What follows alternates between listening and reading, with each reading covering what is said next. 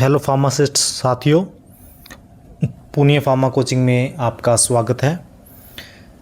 स्पोए pharma exam की preparation आपके लिए आपको एमसीक्यू सीरीज़ हमने स्टार्ट की थी, जिसके 2 पार्ट हम पहले करवा चुके हैं।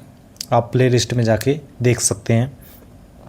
उसके बाद आज हम 3rd पार्ट इसका करवा रहे हैं, जो विद एक्सप्लेनेशन आपको बताया जाएगा। आप इसको ध्यान से सुनना।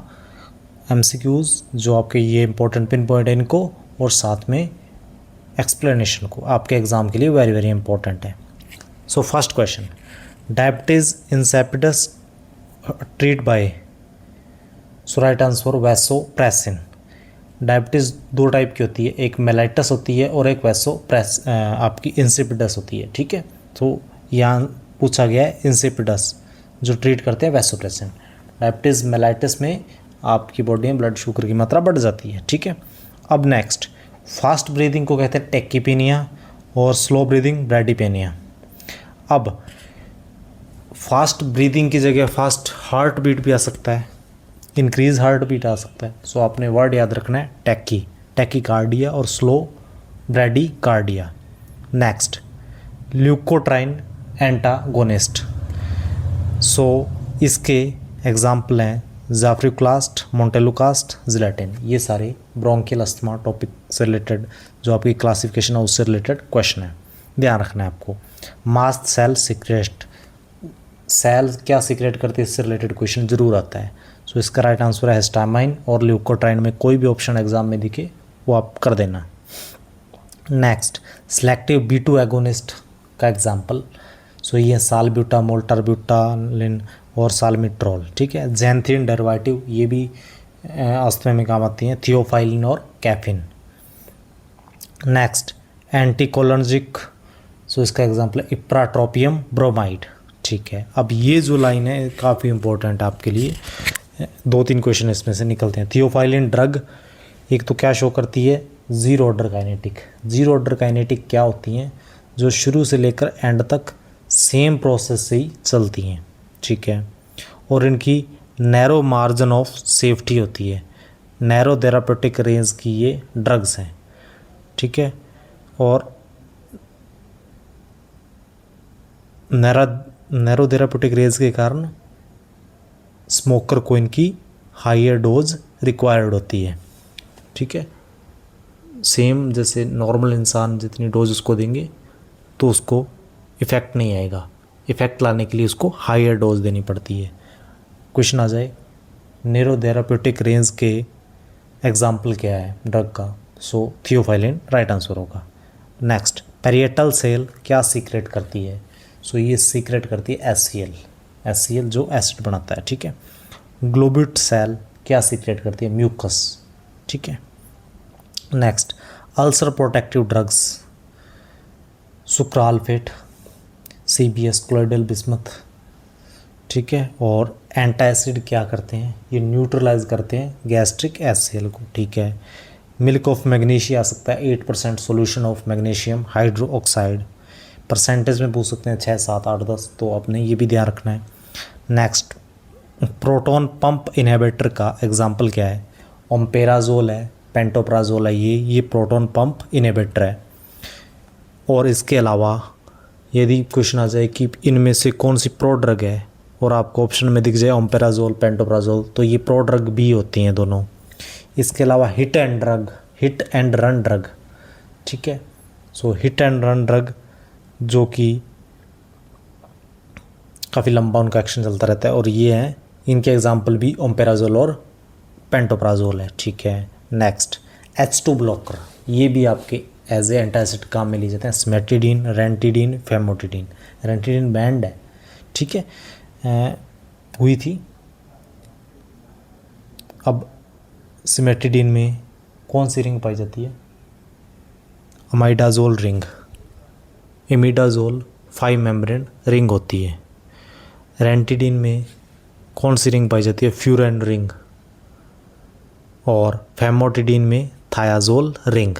ध्यान रखना है इनको, इंपॉर्टेंट जरूर आपके एग्जाम पॉइंट ऑफ व्यू से सीधा क्वेश्चन आ सकता है कि सिमेटिडीन में कौन सी रिंग पाई जाती है, इमाइडाजोल रिंग। ठीक है, फिर long term PPI proton pump inhibitor, omeprazole, ये आपका पेंटोप्राजोल देते हैं, लॉन्ग टर्म लेने से विटामिन B12 की डेफिशिएंसी हो जाती है। इसलिए जिस भी पेशेंट को ये लॉन्ग टर्म देना पड़े कभी, जैसे प्रेगनेंसी वगैरह या कुछ भी, तो B12 साथ में ज़रूर दिया जाता है ताकि B12 की डेफिशिएंसी ना हो। यदि होती भी है तो वो उसको सेट कर दे। और ऐसे ही जैसे मेटफॉर्मिन एक आपकी डायबिटीज़ की ड्रग होती है, वो जिस भी पेशेंट को, नॉर्मली स्टार्टिंग उसी से होती है डायबिटीज़ के ट्रीटमेंट की, सो वो जिस भी पेशेंट को आप देते हो तो वो B12 की डेफिशिएंसी कर देते हैं। इसलिए ज़्यादातर आमतौर पर उस डायबिटीज़ के पेशेंट को न्यूरोबाइन फोर्ट ज़रूर दी जाती है। Next, plant drug use to treat ulcer. Ulcer को ट्रीट करने के लिए प्लांट में कौन सी ड्रग देते हैं? लिक्वरेस, जिसको क्या कहते हैं अपने सामान्य भाषा में मुलेठी, जो न्यूट्रलाइज कर देती है एसिड को।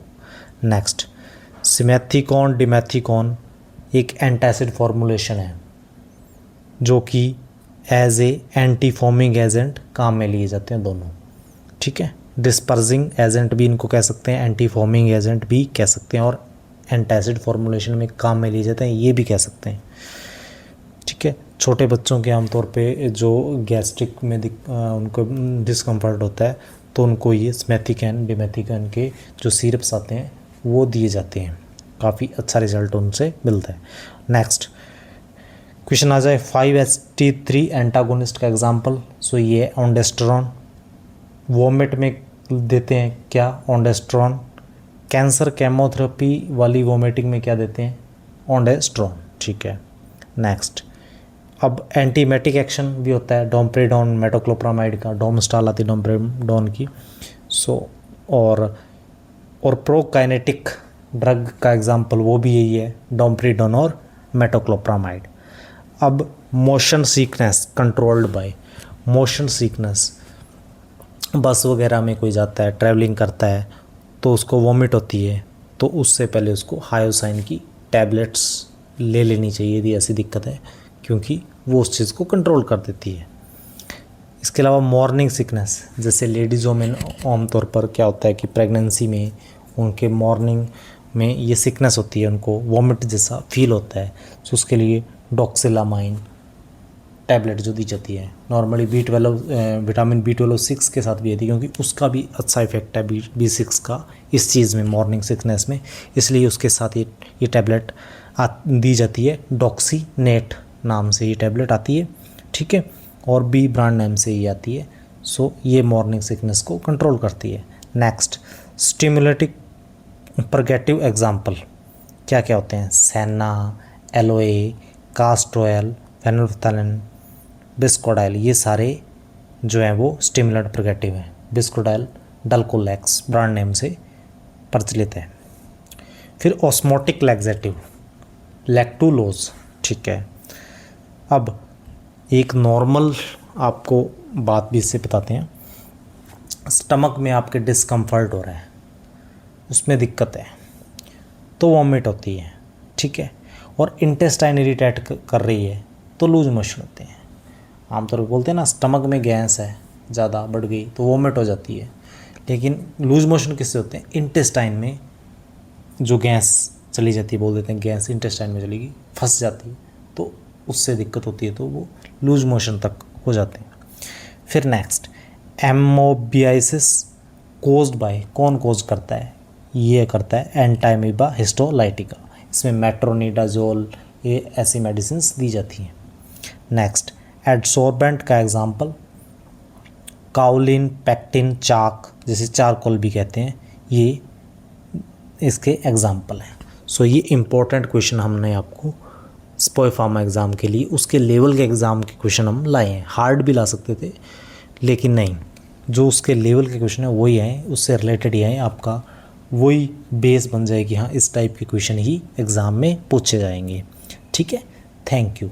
आप इस वीडियो को ज़्यादा से ज़्यादा शेयर करें।